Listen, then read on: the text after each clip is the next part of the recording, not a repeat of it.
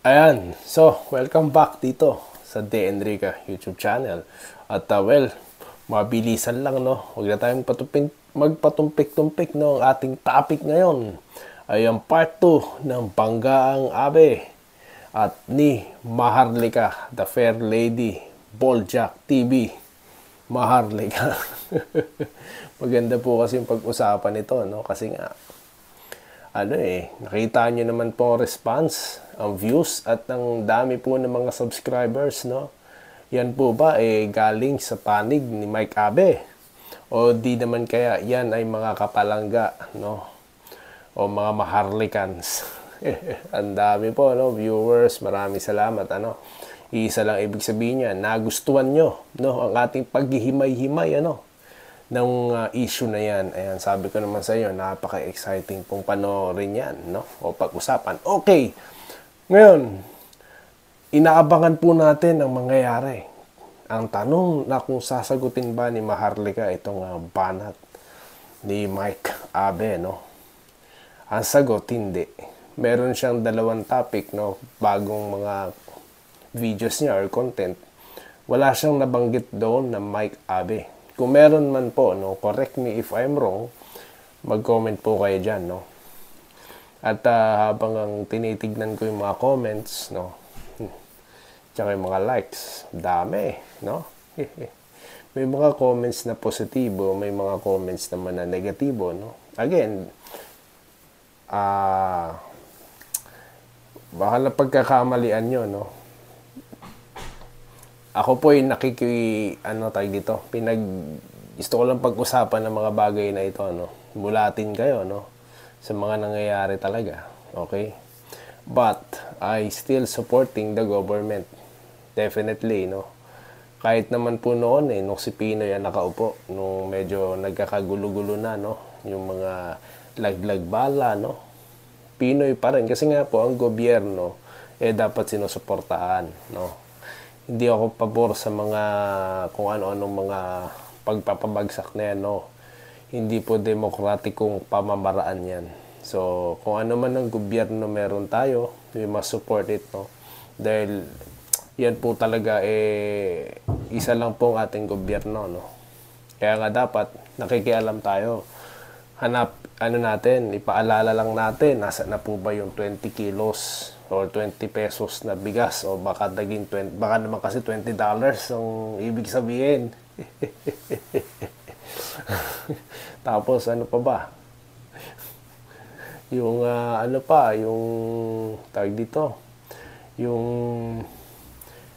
marami pa pong mga proyekto, no, na inaasahan ko sana magpapatuloy kasi nung panahon po ni Pangulong Duterte maraming proyekto.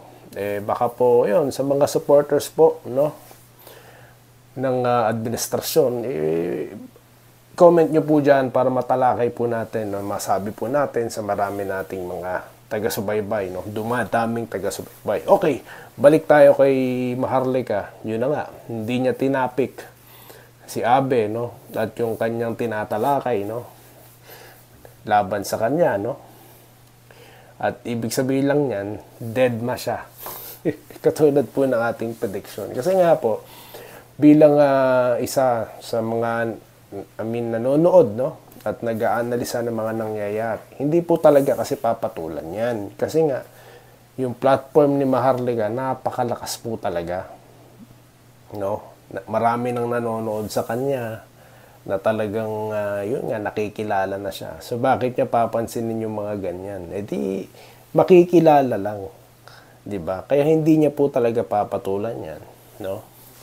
Kaya nga sabi ng mga nagko-comment din diyan, no? Binabati ko po kayo, no? Alam ko ang karamihan sa inyo galing Amerika at dito sa Canada, no? Maraming salamat at I want to take this opportunity, guys, no, para magpasalamat sa inyo. At yun na nga, sama-sama tayong pag-usapan ng mga bagay na ito, no? At tinalakay nga ni Maharlika, patuloy niyang tinatalakay at patuloy niyo pong ini-interview itong dating agent ng PIDEA na si Morales, no? Na walang takot na nakipagsagutan kay Senador Jinggoy. Binubungkal kasi yung kaso niya. Yun pala, convicted sa korte, no? Pero may apila pa po dyan, ang si Senator Jinggoy, no? Kaya, abangan natin yan, ano? Kaya, yan po yung mga, alam niyo yung mga bagay na yan. Diyan ako nalulungkot, no? Kasi nga po, I supported Uniteam kasi nga po, pagkakaisa, no? Pero what was happening, no, sa ating bansa, imbes na, alam niyo yun, may mga grupo-grupo pang mga resign sa harap pa, na mga nalalaman, pero, alam naman po natin kung biruin nyo, wala naman pong crowd na nagpunta. Mas marami pa yata daw, no? Di umano ang kumakain kay Diwata. Kaya kapag pinapanood ko si Banat Pai, binabanatan niya to si Abe. Ewan ko kung sumasagot si Abe dito kay Banat Pai, no? Dati nanonood ako kay Abe. Kaso, yung iba kasi na no? Yung kanyang pagtatalakay, no? Iba na kasi talaga. Kaya, ayun, tayo nagtitimbang, no? Kaya nga nung panahon na, tawag dito, nung eleksyon, kay Maharlika tayo nakatutok, kay RJ Nieto. Kaya nga, ayun, kasi nga, tayo Uniteam tayo. Si Marcos ang binoto natin, si VP Sara, no? Binoto natin, ganyan. Umaasa kasi tayo ng continuity, no? Ng pagpapatuloy sana ng liderato ng nakaraang administrasyon. Dahil ang administrasyon na yun, naglinis lang naman po ng Manila Bay, no? Na imposible sa ating mga paniniwala na mangyayari. Magpapasara ng Boracay para magpalinis din ng Boracay, at ang unang administrasyon na nagpatayo ng subway. Biruin nyo yan.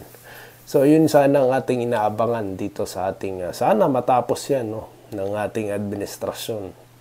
At yun na nga, yun ang gusto kong talakayin nila Mike Abe. Ang tinatalakay niya na ngayon, mga si Sara resign, no? Kunyari, may mga tawag dito. Yung mga tinatalakay niya, nagtatanong siya, no? Patanong lahat, na ganito, ganyan.